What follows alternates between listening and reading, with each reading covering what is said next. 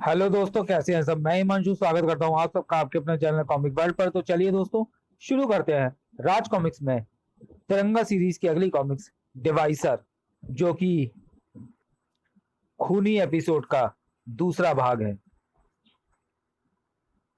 तो चलिए दोस्तों, शुरू करते हैं। निर्देशक आशुतोष को DD2 पर टीवी सीरियल सनसनी के खूनी एपिसोड दिखाने की अनुमति मिली। लेखक एक्शन कुमार।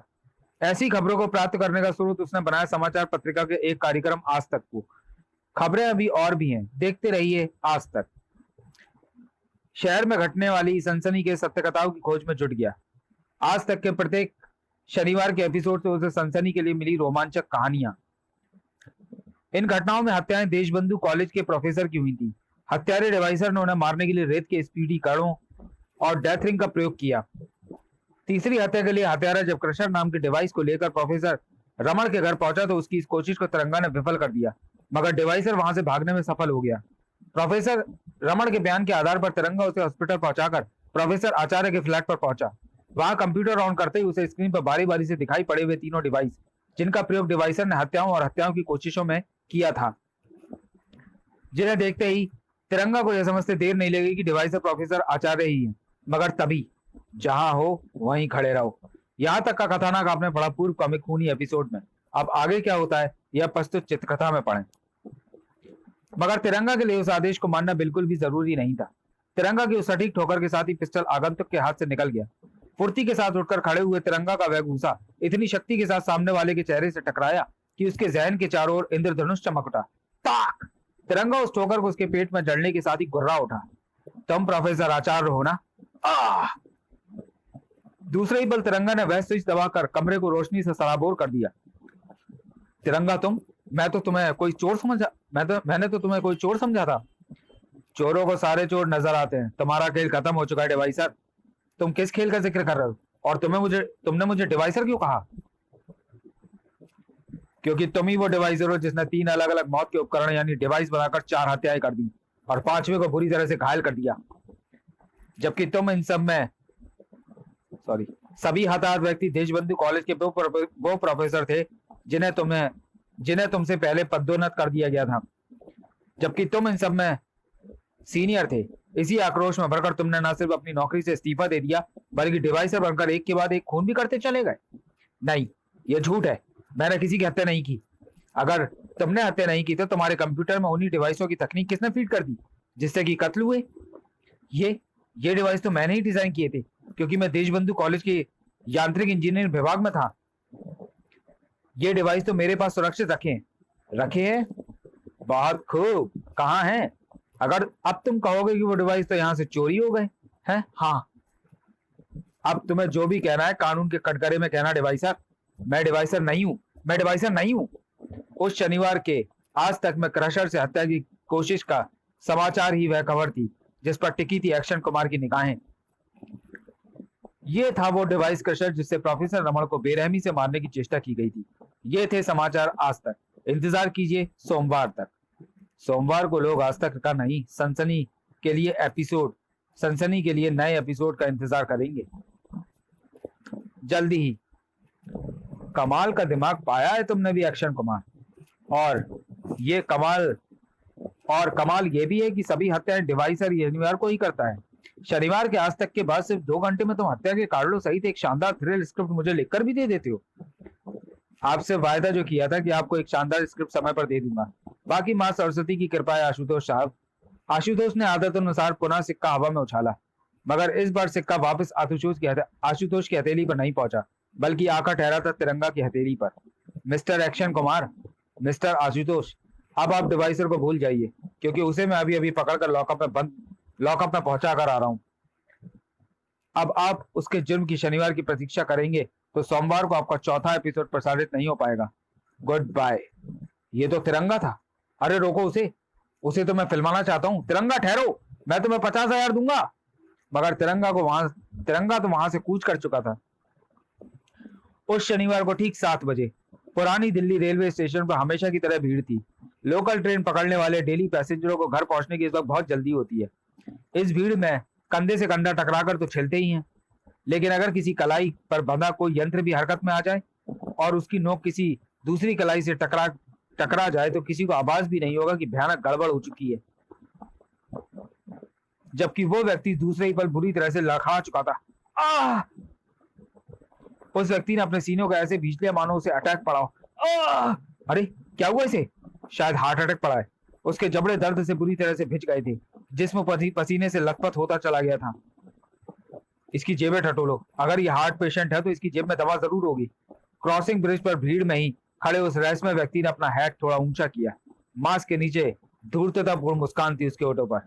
उसे हार्ट अटैक तो हुआ है बेवकूफ, मगर उसे हार्ट की बीमारी नहीं थी। ये कमाल था मेरे डिवाइस का। उफ, डिवाइसर ही था ये तो। इधर शरीर नीला पड़ता चला गया था उस व्यक्ति का। इसका शरीर तो नीला पड़ता चला जा रहा है, ऐसा लगता है जैसे इसे जहर दिया जाए। बेवकूफ, इसे जहर भी दिया है मैंने, इसे जहर भी नहीं दिया है मैंने। हटो, पीछे हटो। उस शनिवार के आज तक का किसी और को हो या ना हो, मगर एक्शन कुमार को बेसब्री से इंतजार था। पेश है आज तक, क्योंकि उसे अभी तक अपने चौथे एपिसोड की कहानी नहीं मिली थी। उसे विश्वास था कि आज तक उसे निराश नहीं करेगा। पुरानी दिल्ली के रेलवे क्रॉसिंग ब्रिज पर आज हुई अनोखी हत्या। हार्ट अटैक से समझी जा रही देशबंधु कॉलेज के प्रोफेसर दीनदयाल की मौत हत्या निकली। लाश नीली पड़ी। पुलिस की पोस्टमार्टम रिपोर्ट का इंतजार। हत्या कैसे की गई ये अभी भी रहस्य ही है। खबरें अभी और भी हैं, देखते रहिए आज तक। मशीन की तरह खटाखट कंप्यूटर के कीबोर्ड पर चलने लगी एक्शन कुमार की उंगलियां। मुझे अब आज तक और देखने की जरूरत नहीं है, क्योंकि मेरा काम तो इसी न्यूज के साथ बन चुका है। मुझे मिल चुकी है इन सोमवार के एपिसोड की कहानी। उस स्क्रिप्ट को पढ़ा तो आशुतोष के अंगूठे ने कॉइन को इतनी तेजी के साथ उछाला कि छत से ही टकरा गया। वंडरफुल! पुलिस अभी मर्डर के तरीके का पता लगाने के लिए पोस्टमार्टम की रिपोर्ट का इंतजार कर रही है, और तुमने स्क्रिप्ट में बता भी दिया कि मर्डर मकतूल की नस में एक एयर बबल प्रविष्ट करा देने में सफल हुआ। बबल मतलब बुलबुला। वही एयर बबल नस के रास्ते हार्ट अटैक तक पहुंचा। बुलबुले के हार्ट में फंस जाने के कारण हार्ट को खून की सप्लाई रुक जाने से उस व्यक्ति की मौत हो गई। हाथ मिलाओ एक्शन कुमार, वाकई तुम्हारे माँ बाप ने तुम्हारा नाम बहुत सोच समझ कर ही रखा होगा। कहीं पैदा होते ही तुम कहानी तो नहीं सुनाने लगे थे यार। सुनाने तो लगा होऊंगा, पर रोते हुए। इधर प्रोफेसर आचार्य ने अपने कमरे में कदम रखा तो लाइट ऑन करते ही चौंक पड़ा। तिरंगा, तुम? आपको जेल मैंने ही पहुंचाया था, और मेरी ही जमानत पर आप जेल से छूटे हैं, क्योंकि आपके जेल जाने के बाद भी जब शनिवार को एक रहस्यमय हत्या हो गई तो मुझे आपकी बेगुनाही का सबूत मिल गया। सांच को आंच नहीं तिरंगा। हाँ, मगर आपको मेरे कारण जेल का मुंह देखना पड़ा, इस बात का मुझे तब तक अफसोस रहेगा जब तक कि मैं डिवाइसर तक नहीं पहुंच जाता। मुझे पूरा यकीन है कि ये हत्या भी डिवाइसर नहीं की है। मैं आपसे सिर्फ ये जानने आया हूं कि जो डिवाइस आपने बनाए वो इस तरह से चोरी कैसे हो गए कि आपको भी पता ना चला। इसका सीधा से यह मतलब है कि चोर आपका कोई जानकार है। मुझे उन लोगों के नाम पते चाहिए जो आपसे अक्सर मिलने आते रहते हैं। तभी बाहर गूंज उठी किसी के कदमों की आहट। प्रोफेसर आचार्य, शायद कोई उधर ही आ रहा है। मैं छिप जाता हूँ, क्योंकि मैं आपके किसी भी जानकार के सामने फिलहाल नहीं पढ़ना चाहता।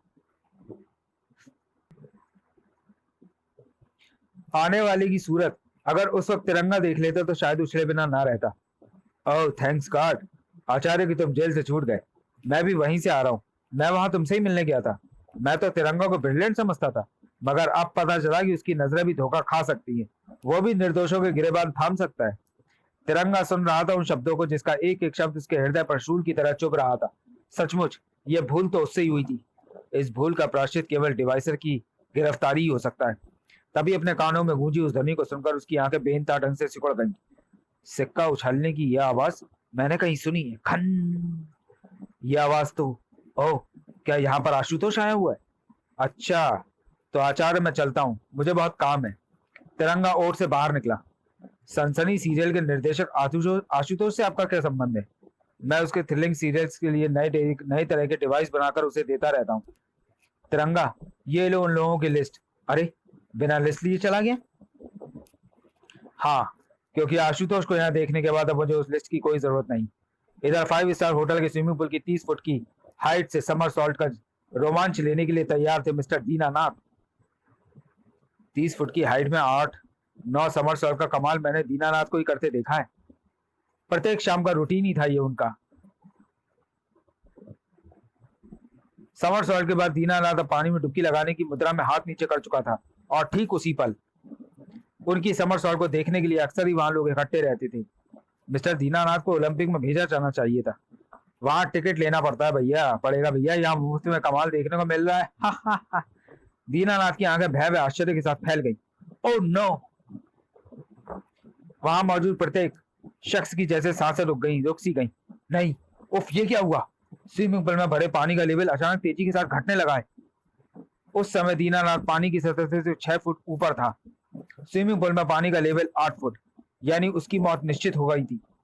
अपनी मौत को अपनी आंखों से देख रहा था दीनानाथ, मगर नहीं, जब तिरंगा लहराता है तो मौत को पलटना पड़ता है। ओह, मैंने इस गड़बड़ को बिल्कुल ठीक समय पर पढ़ लिया। दीनानाथ को अपनी पीठ पर अपनी जिंदगी पर अब भी यकीन नहीं हो पा रहा था। वो आंखें फाड़े आश्चर्य के साथ कभी स्विमिंग पूल में कम हो गए पानी और कभी तिरंगा को देख रहा था जो अब स्विमिंग पूल में उतर चुका था। ये गड़बड़ तल की ओर से ही की गई है, क्योंकि पानी के निकास वाला चित्र थोड़ा खुला हुआ है। खुले हिस्से के नीचे पाइप फटा है, फिट है, जो पंप से जुड़ा हुआ है और तेजी के साथ पानी खींच रहा है। यानी किसी ने हत्या की कोशिश की है और वो मुझे यही मिलना चाहिए।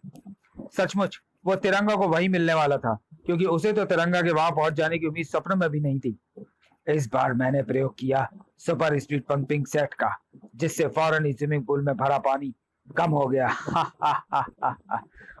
जब इस मौत की तकदीर हकीकत का पता चलेगा, तब सब अपनी आंखलियां अपने दांतों तले चबा लेंगे। तभी जैसे उसकी आंखों के सामने बिजली सी चमकी, ताक! उंगलियां तो अब तू मुझे याद देखकर अपनी अपने दांतों तले चबा लेगा। डिवाइसर! गिरने से बचकर डिवाइसर की स्प्रिंग की तरह उछला। धाड़! तेरा नाम मेरी हिट लिस्ट में आ चुका है तिरंगा। मगर तुझे मैं अभी नहीं मारूंगा, क्योंकि आज मैं अपना काम कर चुका हूँ। तेरे लिए बनाऊंगा एक शानदार डिवाइस। पता नहीं क्या किया था उसने कि उसके जूतों की तलियों से स्प्रिंग उभर आए थे, जिनकी मदद से इस बार वह उछला और सीधा गटर से बाहर निकलता चला गया। गुड बाय तिरंगा, और शुक्रिया जंपर शू। तिरंगा उसके पीछे जाना ही चाहता था कि तभी खनाक की उस ध्वनि के साथ उसकी निगाहें भी उधर ही घूम गई। टन! कॉइन!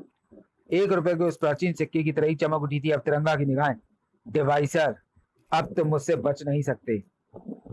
फिर जल्दी स्टूडियो में लाइट, साउंड, कैमरा सब तैयार रखो। एक्शन को स्क्रिप्ट लेकर आता ही होगा। सोमवार को प्रसारित होने वाले 5वें एपिसोड की शूटिंग शुरू होने वाली थी। तिरंगा के वहां आगमन के साथ ही आशुतोष कैमरे का संचालन छोड़कर उसकी ओर लपका। तिरंगा, मैं जानता था कि तुम जरूर आओगे। मैं इस एपिसोड में तुम्हें भी फिल्माना चाहता हूँ। प्लीज इनकार ना करना तिरंगा। अगर तुम मुझे मेरे एक प्रश्न का उत्तर दे दो तो मैं तुम्हारी प्रार्थना पर विचार कर सकता हूँ। तो फिर एक नहीं 2 प्रश्न पूछो तिरंगा। तुम्हारा कॉइन कहाँ है? आज तुम उसे उछाल नहीं रहे। ओह, वो मेरा लकी कॉइन सुबह चोरी हो गया। वह जब से मेरे पास था मेरा कोई भी सीरियल नहीं पिटा। पता नहीं अब क्या होगा। वो कॉइन मेरे पास है और मुझे वहां मिला है जहाँ थोड़ी देर पहले एक कत्ल की कोशिश की गई है। अरे हाँ, ये तो मेरा ही कॉइन है, मगर ये वहां कैसे पहुंचा? तिरंगा का स्वर सहसा ही कठोर हो गया।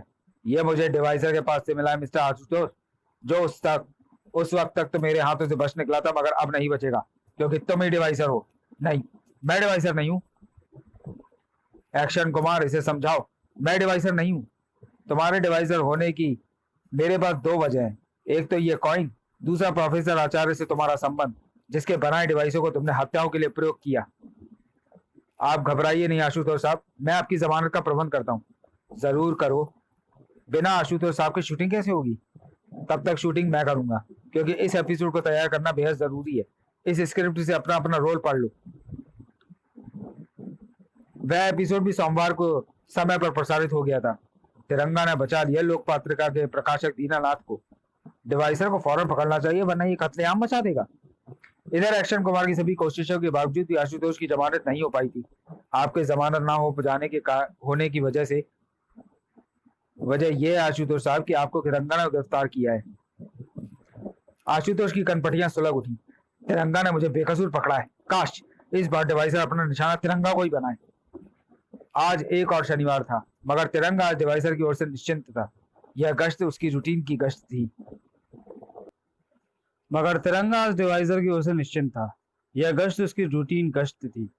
कम से कम आज डिवाइसर दिल्ली की किसी सड़क पर नजर नहीं आएगा। बहुत बड़ी गलतफहमी में था तिरंगा। डिवाइसर उसी सड़क पर था, तिरंगा के बेहद निकट। अपनी मौत के डिवाइसों यानी उपकरणों के साथ। इस सोमवार को प्रसारित होगा तिरंगा की मौत का एपिसोड। रिमोट कंट्रोल चलित वह नन्हा सा खूबसूरत हेलीकॉप्टर तिरंगा के लिए भयानक परेशानी खड़ी करने वाला था। कट। ओ ये क्या? क्योंकि उसके पंखे की तीक्ष्ण धार ने टकराकर कट चुकी थी तिरंगा रोप। इसी के साथ तिरंगा का जिस्म पृथ्वी की गुरुत्वाकर्षण शक्ति का गुलाम हो गया। वह खिलौना हेलीकॉप्टर कहां से आया? उफ, उसने रोप को काट दिया है। मेरा जिस्म कटी पतंग से अनियंत्रित धरती की ओर बढ़ रहा है। धरती उसे अपनी गोद में समेटने जा रही थी और आकाश उसकी आत्मा को गोद में लेने के लिए बाहें पसारे तैयार खड़ा था। फौरन ही कुछ करना होगा मुझे। सिर्फ इसी एक पल में मेरी कोशिश कामयाब न हुई तो मौत मेरा मुकद्दर बन जाएगी, और कोशिश कामयाब हो गई तो जिंदगी, कोशिशें ही अक्सर कामयाब होती हैं। तिरंगा ने वह रस्सी भी छोड़ दी और हवा में झूलकर खंबे पर पहुंच गया। मुझे मालूम है कि नीचे उतरते ही मुझ पर दूसरा हमला भी होगा, क्योंकि वो खिलौना हेलीकॉप्टर अपनी मर्जी से मुझे मार डालने के इरादे से नहीं आया था। बड़ी तेजी के साथ तिरंगा से आकर टकराई थी वो ट्रॉली। ओह, ट्रॉली पर डिवाइसर है। डिवाइसर को तो मैं इस अंधेरे में भी पहचान सकता हूँ। थाक। लेकिन डिवाइसर एक बार फिर कहां से पैदा हो गया? कहीं एक्शन कुमार आशुतोष की जमानत करने में सफल तो नहीं हो गया और छूटते ही आशुतोष एक बार फिर डिवाइसर बन गया? उसी पल हवा में सरसरा कर आया वह फंदा जिससे बच ना सका तिरंगा। स्पार्क। ओह, ये तो डेथरिंग है। तिरंगा जानता था कि डेथरिंग उसके गले में हो तो डिवाइसर का अगला कदम क्या होगा। डिवाइसर डेथरिंग में एयर रिलीज करने वाला होगा। उसी वक्त बुरी तरह से जकड़ने लगा तिरंगा का गला। उसने एयर रिलीज कर दिया। मुझे इसे फौरन पंचर करने के लिए कैक्टस के इस कांटे का प्रयोग करना होगा। तथा एक तेज आवाज के साथ डेथरिंग ब्लास्ट हो गया। प्लॉप। मौत की एक और डिवाइस लेकर सामने था डिवाइसर। तिरंगा, सैंड गन के प्रहार से तू नहीं बच पाएगा। तिरंगा फुर्ती के साथ पीछे की ओर न झुक जाता तो रेत के कण उसके शरीर के खून के फब्बारे छुड़ा देते। सर। मगर फिलहाल डिवाइसर के हाथों से गन छुड़वाना ज्यादा जरूरी था। ताक। और यह काम कर सकती थी तिरंगा द्वारा धार मुक्त कर दी गई ढाल। डिवाइसर का हाथ फौरन ही फिर हरकत में आया। तेरे लिए मेरे पास मौत देने के बहुत सारे तरीके हैं तिरंगा। उफ। क्रशर। क्रशर ने जकड़ ली तिरंगा की कलाई। इससे पहले कि वो अपनी थूथन को बीच का तोड़ डालता तिरंगा की कलाई की हड्डी। आह। तिरंगा ने वह स्ट्रैप छोड़कर उसके जॉइंट में अटका दिया, जिससे कि क्रशर की थूथन वहीं अटकी रह गई। अपने जोर जाम हो जाने के कारण अभी अपनी थूथन को भींच नहीं पा रहा है, और अब मैं इसे आसानी से भींचकर अलग कर सकता हूं। तिरंगा ने उसे वहीं रेल पटरी पर पटक मारा। ता। इसका कोई ना कोई पुर्जा तो ढीला हो गई, जिससे ये बेकार हो जाएगा। साथ ही जबरदस्त फुर्ती के साथ तिरंगा ना से पलटा, बल्कि अपनी ढाल उठाकर उसे अपनी ओट बनाने में उससे क्षण भर भी देरी नहीं की थी। हा हा हा हा। तिरंगा, यह एयर बबल तुझे छड़ों में मौत के घाट उतार देगा। ढाल से टकराकर निसंदेही पिन टूट या मुड़ गई थी। तिरंगा के चेहरे पर खेल गई एक अद्भुत मुस्कान। डिवाइसर, तेरे सभी मौत के उपकरण मेरे सामने खिलौने ही साबित हुए। तूने तो यंत्रों की शक्ति पर भरोसा किया जो तुझे धोखा दे गई, मगर मैं ऐसा नहीं करूंगा। मैं उस शक्ति पर भरोसा करता हूं जो कभी धोखा नहीं देती, यानी अपने हाथों की शक्ति पर। ताक। अपनी लातों की शक्ति पर। थाक। सिर भी मजबूत है मेरा डिवाइसर। थम। दूसरे ही पल डिवाइसर उस ट्रॉली को धक्का देकर उस पर सवार हो गया। मैं वापस लौटूंगा तिरंगा। ओ, ये तो फरार हो रहा है। तिरंगा तुरंत वेग से उसके पीछे दौड़ा। वापस तो तब लौटोगे ना डिवाइसर, जबकि मैं तुम्हें यहां से जाने दूंगा। डिवाइसर का दुर्भाग्य कि वह उस ट्रॉली का प्रयोग अब और नहीं कर सकता था। ओह, ट्रेन आ रही है। ट्रेन को ट्रॉली की टक्कर से बचाना जरूरी था। इसे पटरी से हटाना जरूरी है। ट्रेन धड़धड़ाते हुए गुजर गई और आगे बढ़ता तिरंगा चौंक उठा। कंप्यूटर फ्लॉपी यहाँ कहां से आ गई? जल्दी तिरंगा एक कंप्यूटर स्क्रीन के सामने था। मुझे पूरा विश्वास है कि यह डिवाइसर नहीं, मेरी डिवाइसर की ही जेब से गिरी है। और फिर जो मैटर स्क्रीन पर उसे दिखाई पड़ा, उसे देखकर तो उसकी आंखें ही फैल गईं। ओह नो, तो डिवाइसर ये है। सिर्फ आधे ही घंटे बाद तुम्हारा खेल इस फ्लॉपी ने खत्म कर दिया मिस्टर एक्शन कुमार उर्फ डिवाइसर। इस फ्लॉपी में मेरे कत्ल की पूरी प्लानिंग, यानी वह कथानक है जिसे तुम सनसनी के अगले एपिसोड के रूप में लिखने वाले थे। असल में तो तुम रविवार से शुक्रवार तक अपने दुश्मन का पीछा करके उसकी हत्या का प्लान बनाते हो, फिर उस प्लान को तुम कंप्यूटर पर दर्ज कर देते हो। शुक्रवार और शनिवार रात के बीच तुम किसी समय अपने शिकार की प्लान के अनुसार हत्या कर देते हो, और जब वह खबर आज तक में प्रसारित हो जाती है तो तुम कंप्यूटर में से मर्डर प्लान का प्रिंट निकालकर आशुतोष को दे आते हो। तुम्हारा मर्डर प्लान ही उसके सीरियल की कहानी बन जाता है। अतः भबक कर कह उठा एक्शन कुमार। अब छिपाने से कोई लाभ नहीं था। अतः भबक कर कह उठा एक्शन कुमार। हाँ, मैं ही डिवाइसर हूं। प्रोफेसर आचार्य के यहाँ से उसके बनाए डिवाइसों की चोरी मैंने ही की थी।